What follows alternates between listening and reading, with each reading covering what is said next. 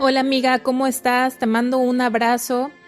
Espero que estés lista para pasar unos minutos de sabiduría bajo la gracia de Dios. Y si pudieras ir por tu Biblia, sería ideal que me acompañes y la abras en el capítulo 9 del libro de Proverbios.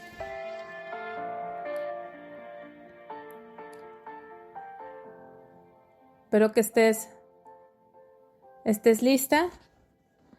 Vamos a empezar. La sabiduría edificó su casa, labró sus 7 columnas, mató sus víctimas, mezcló su vino y puso su mesa, envió sus criadas, sobre lo más alto de la ciudad clamó. Dice a cualquier simple, ven acá. A los faltos de cordura dice, venid, comed mi pan y bebed el vino que yo he mezclado.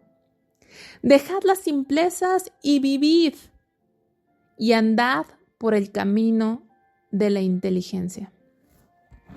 Entonces empezamos este capítulo hablando de la sabiduría. Nuevamente vemos a la sabiduría personificada en una mujer. Ya habíamos visto a la sabiduría revelándose a nosotros. ¿Quién es? Jesucristo. Es la sabiduría de Dios. Y aquí toma forma de una mujer, dice que edificó su casa, labró sus 7 columnas. El número 7 siempre habla de plenitud, de suficiencia, de perfección. Y vamos a ver y compararlo con un versículo que está en Santiago, estas 7 columnas. Puedes abrir tu Biblia en Santiago si tienes oportunidad. Y si no, pues nada más escucha. Santiago capítulo 3, versículo 17 dice, pero la sabiduría que es de lo alto, porque ya habíamos hablado que la sabiduría, hay una sabiduría humana que es terrenal, que es diabólica, que es contraria a Dios, que es la que nos ofrece el mundo, pero la sabiduría que es de lo alto, o sea, la que viene de Dios, tiene estas características. Es primeramente pura, después pacífica, amable, benigna, llena de misericordia y de buenos frutos, sin incertidumbre ni hipocresía. Vemos que tiene 7 características. Es pura, pacífica, amable, benigna, llena de misericordia y de buenos frutos, sin incertidumbre ni hipocresía. Esta es la sabiduría. Y vemos esas 7 características, de alguna forma las relacionamos con las 7 columnas, que ya vimos que habla de plenitud, de suficiencia. Todo eso, todas esas características, esa pureza, esa misericordia, donde no hay hipocresía, es lo que está aquí, que nos está ofreciendo. Porque la sabiduría edificó su casa. Dice, mató sus víctimas, mezcló su vino y puso su mesa. En el capítulo 8 de Proverbios vemos a la sabiduría revelada en la creación, es decir, Jesucristo, el creador del universo, el que estuvo con el Padre desde el principio ordenándolo todo. Pero en este capítulo, esa sabiduría que es Cristo se nos revela como el Redentor. Mató a sus víctimas. La Biblia nos enseña que sin derramamiento de sangre no hay remisión de pecados. Que la sangre de Cristo nos limpia de todo pecado.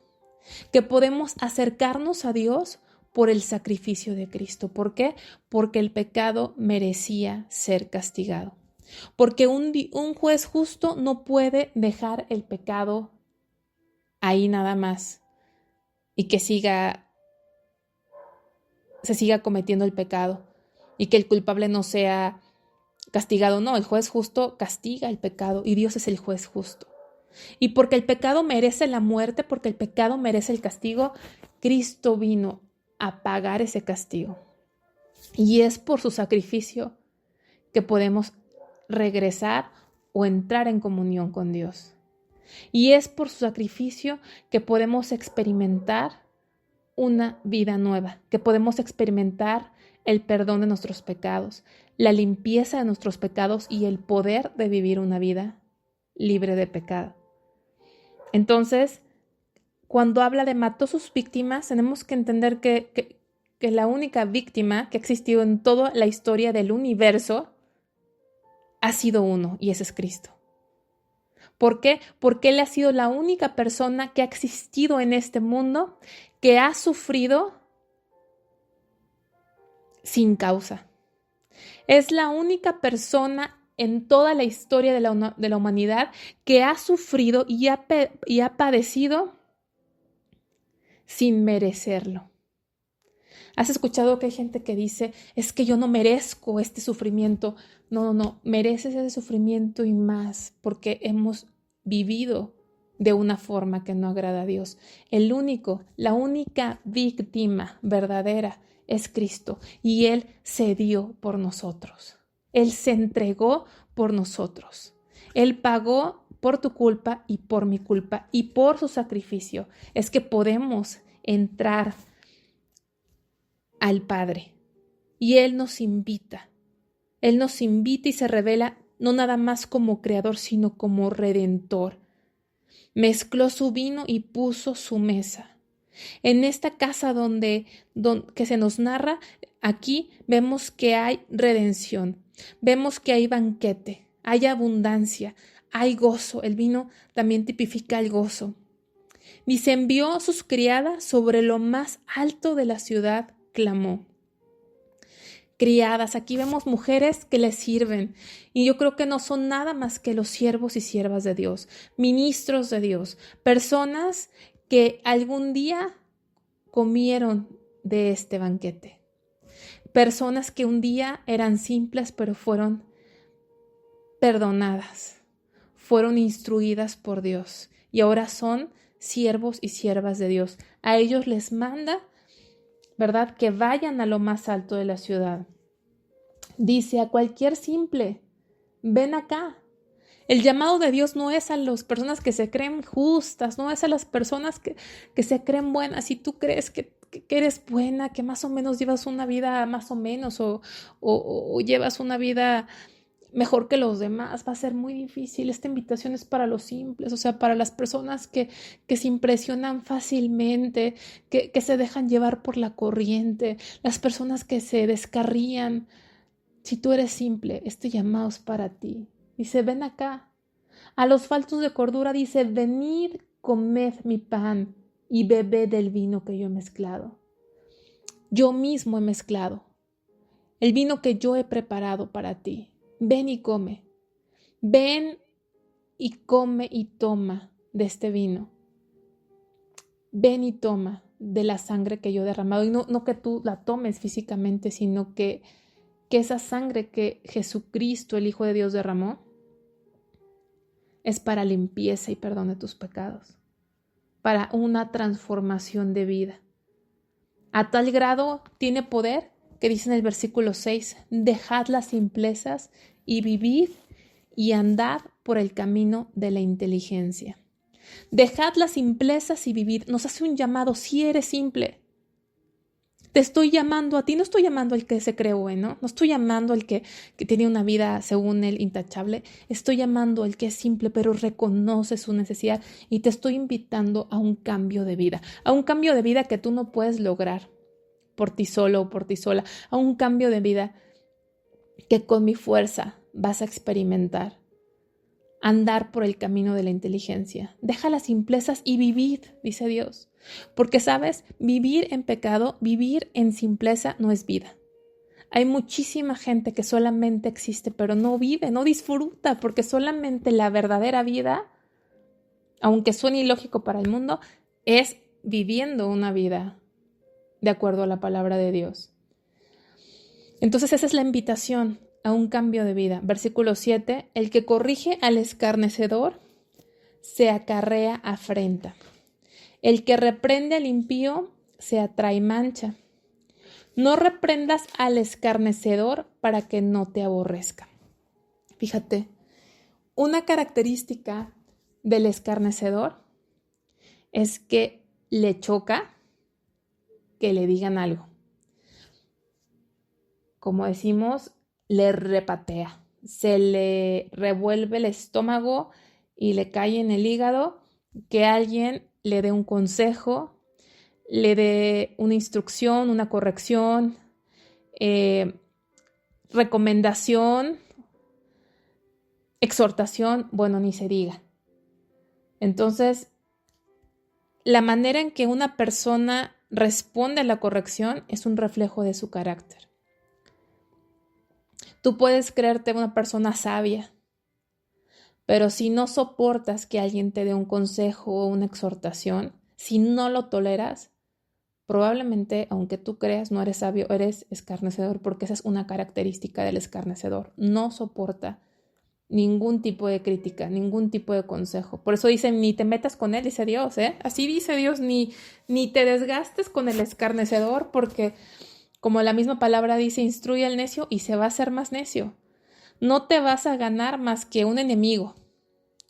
Así que mejor ni te desgastes. En cambio, fíjense qué contraste. Da al sabio y será más sabio. Enseña al justo y aumentará su saber.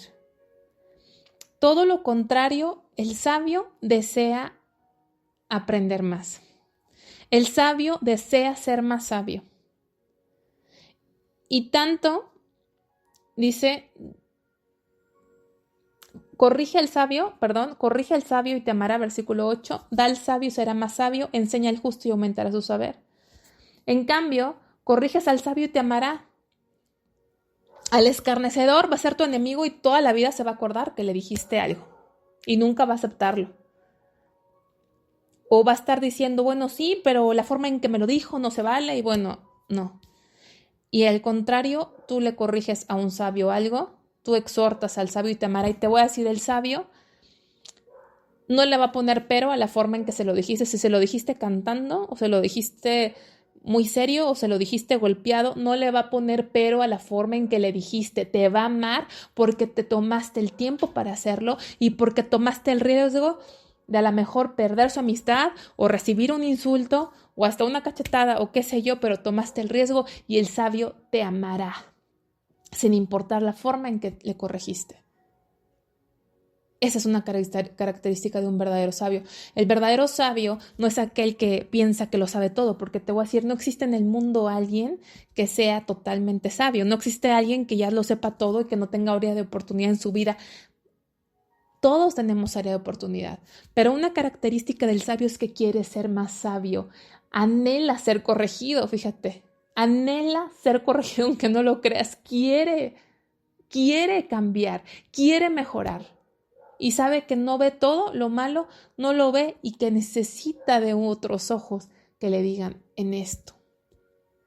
Entonces, siempre podemos mejorar y nosotros somos responsables de que si el sabio hace algo malo o dice algo malo y sabemos, es nuestra responsabilidad acercarnos y corregirlo.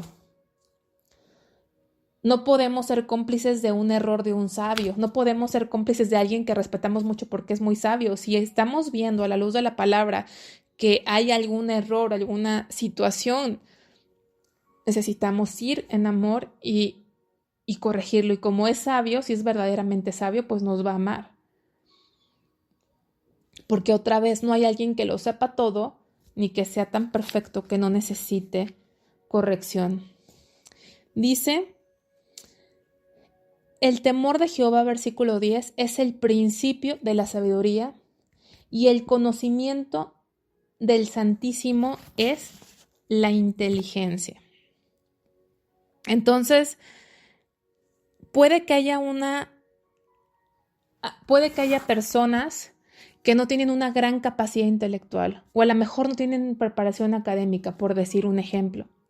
Pero si esa persona, en el momento que esa persona que a lo mejor no es tan brillante, empieza a vivir una vida en temor de Dios, empieza a conocer lo que es temor de Dios, ¿sabes qué? En ese momento esa persona empieza a ser sabio. Porque el temor de Jehová es el principio de la sabiduría y el conocimiento